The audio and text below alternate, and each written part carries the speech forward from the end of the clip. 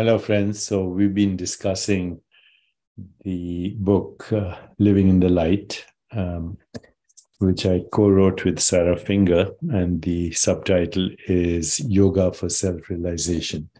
Yoga for Self-Realization. So as we explore some of the contents in this book, what I want to share with you today is something that was inspired from reading Somerset Maugham's book, The Razor's Edge, where right in the beginning, he talks about Jnana Yoga, and a quote from the Katha Upanishad, which says, the sharp edge of a razor is difficult to pass over. Thus, the wise say, the path to salvation is hard. The path to freedom, the path beyond the conditioned mind, to the freedom that allows us to generate manifestations from a field of infinite possibilities, and the ability to create anything that we want ultimately. Also, the ability to self-regulate our body, to have an integrated experience of mind, body, spirit in the world, to actually go beyond the fear of death, understanding that both death and birth are constructs, mental constructs based on limited or false identity. There are many paths to getting there. This book deals with Raja Yoga, but it also deals, as a result, with the 8 limbs that I've mentioned before, which includes yamas and niyamas, rules for social and emotional intelligence, asana, understanding how body posture shapes self-regulation and healing, because postures are seats of awareness, pranayama, regulating the breath for ideal self-regulation, also modulation of the autonomic nervous system. Number 5, pratyahara, withdrawal of the senses and going deep into interoceptive awareness and the ability to regulate our internal organs. And then dharana, dhyan, samadhi, the power of intention, and transcendence. That's Royal Yoga. But there are other yogas, as you know, the yoga of love called Bhakti Yoga, the yoga of action called Karma Yoga, and then the razor's edge, Jnana Yoga, using the intellect to correct the mistakes of the intellect. So what are the mistakes of the intellect? Number 1, false identity. Number 2, subject-object split. Number 3, assuming that matter is fundamental reality. Number 4, naive realism, which says that the world is exactly as perceived by the 5 human senses, and many other issues that actually create illusion. The idea that sensory perception is accurate is false. So sensory perception creates magical lies, which are called Maya or myth. And in that is the play of creative intelligence that we refer to as Leela, the play of the divine that we experience as the infinite diversity of experience in the universe. So let's today take a little time to reflect on inquiry, which is a path of yoga that we can say is yoga of the intellect. And the most basic question on this path is, who am I, or what am I? So let's look at that very carefully. First of all, who asked the question, what am I? Does the body ask the question? It's obvious. No. Okay. Does the brain ask the question? How can a material object be curious or wonder or frame questions? The brain is actually just showing you the neural correlates of the question. But who, what is asking the question? And once you ask the question, then one can go a little deeper into that reflection. Am I the body? So what is the body? Well, the body itself is a magical lie because it is perceived through the five senses, which are narrow bands of sensory experience. And with bits of experience, we cannot experience the whole. So all we see is the physical body, which is an interpretation of sensations, images, feelings, and thoughts. Furthermore, the body is not a noun, it's a verb. It begins as a fertilized egg, then it turns into a zygote, an embryo, a baby, a toddler, etc., all the way to dusty death.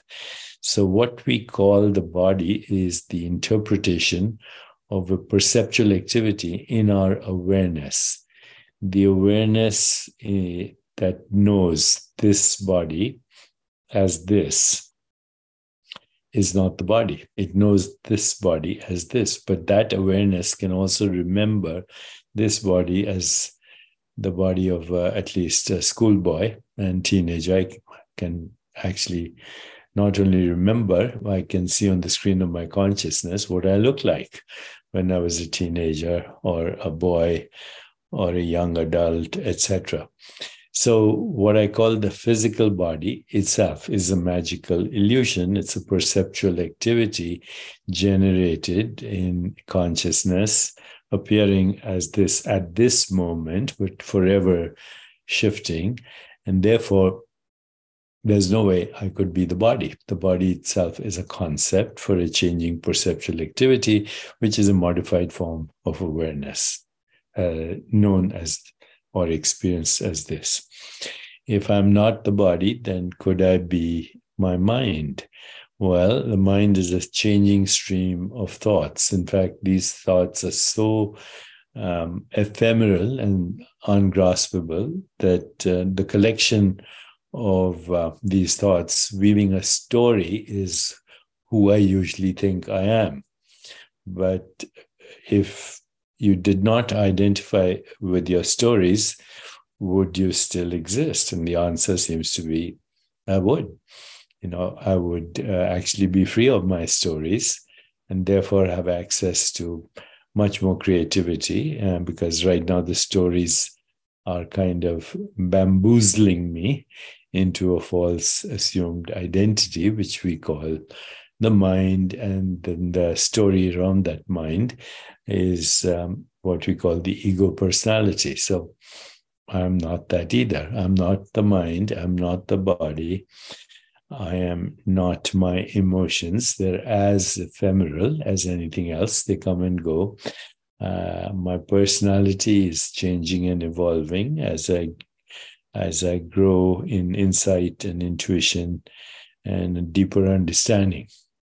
So then what remains if I'm not my body, if I'm not my story, if I'm not my mind, if I'm not my emotions, and if the intellect is actually giving me the experience of or interpretation of magical lies, because all it's doing is interpreting sensations into perceptions which are totally inaccurate, then if all of that is not me, what's left? What's left is that which modifies itself as all of that changing experience, the changing mind, the changing body, the changing emotions, and the changing stories, hopefully. Liberation from stories, ultimately, is all liberation. So what's left? What's left is infinite possibilities. What's left is that which is formless and without borders. What's left is that which is infinite. What's left is that which is without cause or acausal.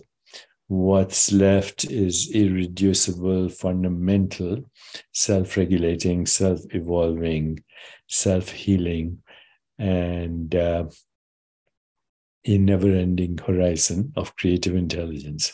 That's who we are. And knowing that is freedom.